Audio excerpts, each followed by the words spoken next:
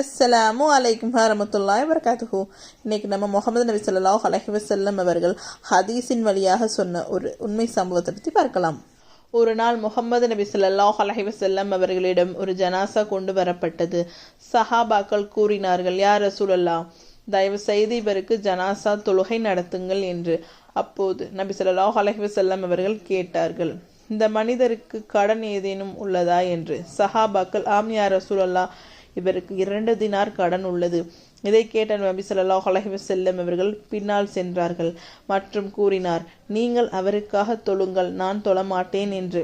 இதை கேட்ட அனைவரும் அதிர்ச்சி அடைந்தார்கள். அப்போது ஒரு சஹாபி எழுந்து கூறினார், யா ரசூலுல்லாஹ், அந்த கடனை நான் பொறுப்பெடுக்கிறேன்.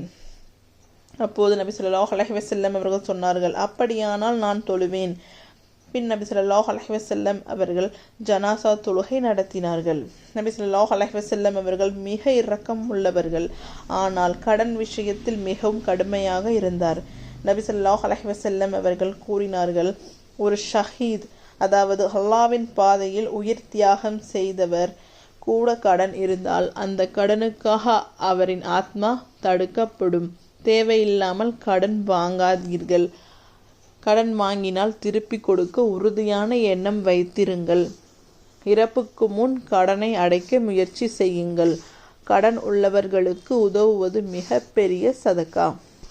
நாம் சொத்தை விட்டு சென்றாலும் கடனை விட்டு சென்றால் அது கப்ரிலும் நம்மை விடாது.